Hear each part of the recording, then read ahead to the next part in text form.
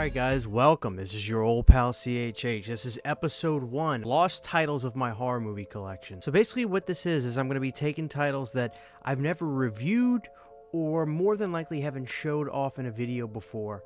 And it's not necessarily going to be recommendations, but if I think you should own it, which in this case, there are some that I really want you to own, I'll tell you. And I'll tell you the story about when I got them and how I saw them and things like that.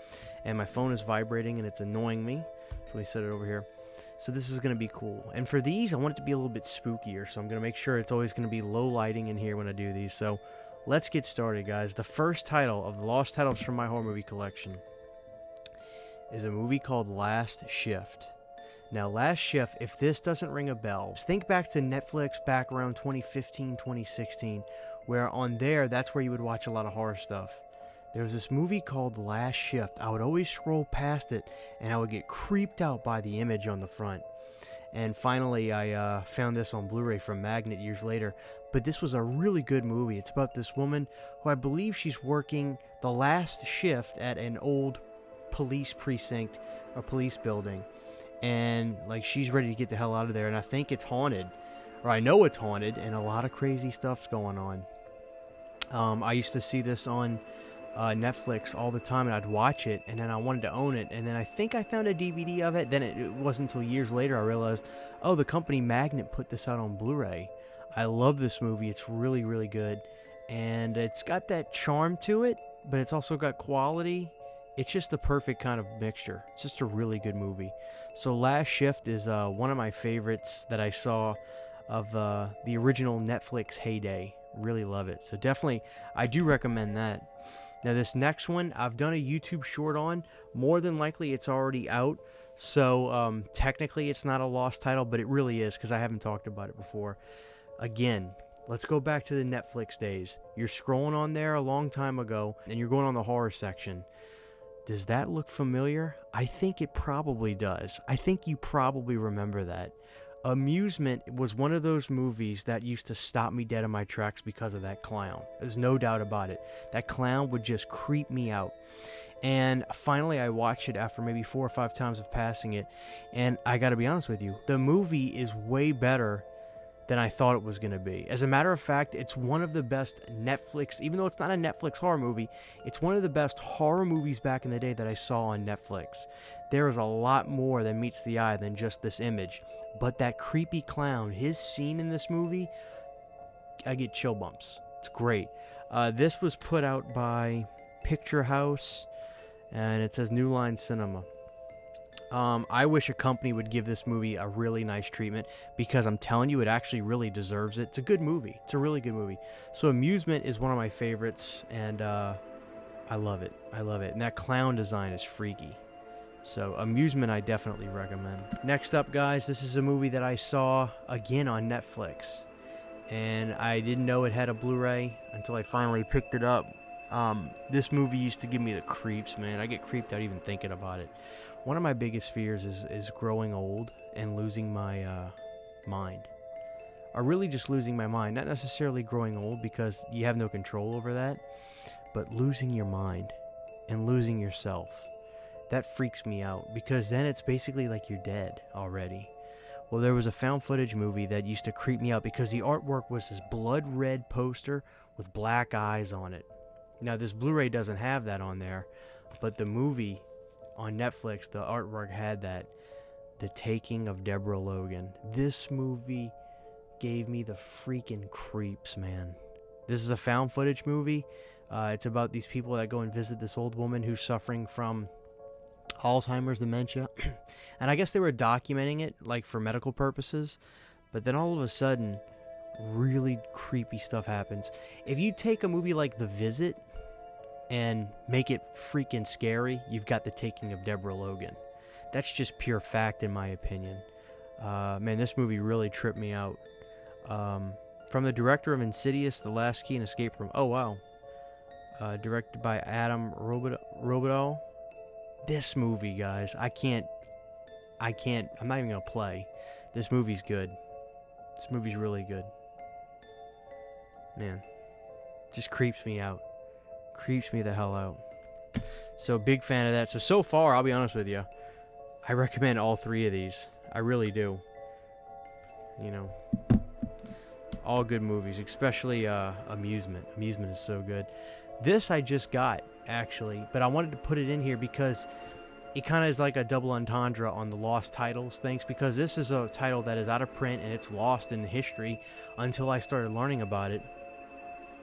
And I want to talk about this for a second. This is the Twilight Time Night of the Living Dead. And when I say it's different, guys, if you have the Columbia normal Night of the Living Dead Blu-ray, this looks totally different. I have never seen a movie get its time or color time changed in an official release like this before. It's actually impressive how different it is. Do I prefer it? Not really. I'll be honest with you. I think what we got is better. It's like a movie that was shot in the daytime, but then all of a sudden they were like, let's make it look like a nighttime movie. But it doesn't really pan out that way. But it's very, very interesting.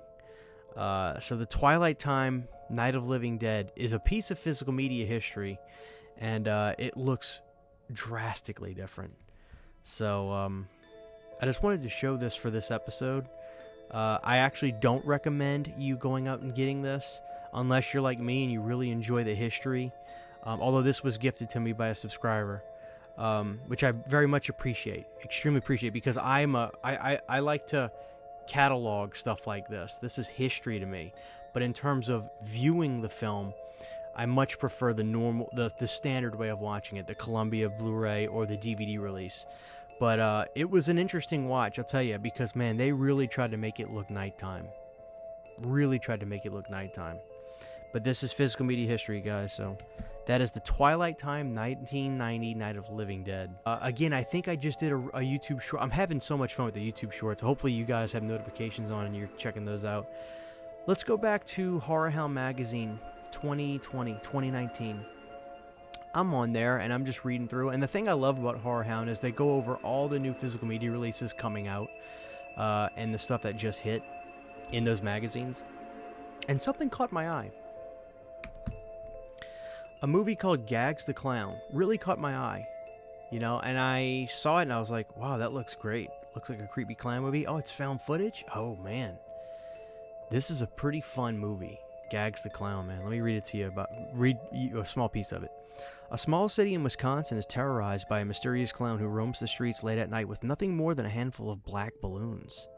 While a group of high schoolers see the clown's arrival as an excuse to create a little trouble themselves, the police try to maintain order in the city that has gone clown crazy, and a conservative podcast host vows to put a stop to the clown known as Gags while broadcasting his clown hunt on social media for the world to see.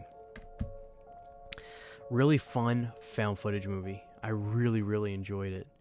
I got this Blu-ray off of Amazon, but I don't know if it's available on Amazon anymore. You might have to eBay this one. I'm not 100% sure, but it is definitely worth owning. Definitely worth owning. I love it. Yeah, kind of and somebody even said that they lived in the town where it was filmed and it was a big deal for them. So if you were watching this video, if you want to give a little bit more context on that, that'd be great. But Gags the Clown, man, check it out. Try to get your hands on this Blu-ray. This was put out by Doppelganger Releasing, Head Trauma Productions, JoJo and Company, and Bloody Disgusting. All right, next up, guys. I might have talked about these movies before, but I've never shown you this physical media release as far as my memory goes. This movie really disturbed me. So again, let's go back to the opening of Netflix. They had the craziest horror section at the time. I mean, they really did. And so I saw a movie called The Human Centipede. Now, the scariest part of The Human Centipede to me is actually when the two girls wake up in that room and then he describes what he's going to do to them. To me, that's the worst part of the movie. But lo and behold, one day I'm going to my used DVD shop and I came across this. The Human Centipede 2 full sequence. Now, I said to myself, there was sequels? Then I learned quickly after this, I went online and saw that there was a part 3, which I still haven't seen. This one, this was put out by IFC Midnight. Let's see who else was involved with it. Just IFC Films. I think this is long out of print.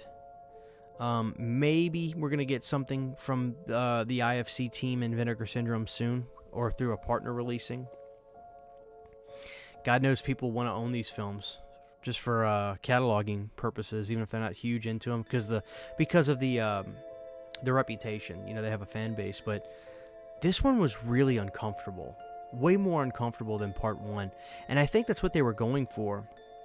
But the Human Centipede 2 was just really nuts and gnarly, and I didn't enjoy it, to be honest with you. But it was uncomfortable to watch, and that's something I'll give it credit for, because usually I can sit there and watch anything. I just can. I feel like I can, but this one was crude. But yeah, just a nasty movie. Human Centipede 2 from IFC. So, all right, this I didn't even know had a Blu-ray till a while back. One of my pals, Kyle, sent it to me. Now, again, I'm going back to my memories of scrolling on Netflix late at night on the horror section with my brother, and we used to always see this. Tales of Halloween. Do you remember this? Do you remember the tree making the skeleton face? I bet you do. I bet you do. Yeah, man. And I loved it. I'm sorry, I'm having memories of seeing this, and I've got plastic hanging on here. This was so cool. I loved this so much. Now, these might be... no, they're not Blu-ray Rs. I thought this might have been like one of those on-demand things from Amazon. But they've got Dolby Digital Audio on them. This was put out by Epic. This may be available on Amazon. I haven't checked. But this is a legit release. And what I remember the most about this was the beginning, which was Sweet Tooth. Used to freak me out the first time I saw it. And I also liked, where's that one with the, yeah, there it is, The Ransom of Rusty Rex. So it's a bunch of, it's a bunch of, it's a horror anthology. And I remember watching this on Netflix back in the day and loved it. And lo and behold, they have a Blu-ray of it. And, yeah, really cool. This came out in this Blu-ray says 2018. But I don't remember when this came out. I feel like it was much earlier than that. Tales of Halloween, though, man. Yeah, that's a cool one. Really fun. Next up, guys, one of my favorite rock and roll horror movies. I was watching Shudder one night, and finally, Joe Bob was doing an episode on a movie called Black Roses. And I fell in love with the soundtrack. And I didn't know that there was a Blu-ray for this till I got this German one. Shout out, Kyle. Freak Show, a.k.a. Black Roses. This was put out by NSM Records, which is like a German Blu-ray label. And it looked good. It sounded great. This movie is so fun. It's a creature feature. It's a rock and roll horror opera.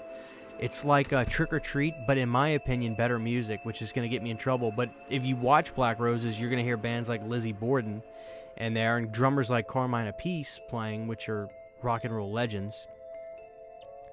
And this movie is great. Will it get an American Blu-ray release? I don't know. It's got an American DVD release from Synapse, but there's no... yeah, it's Synapse, right? But there's no Blu-ray release.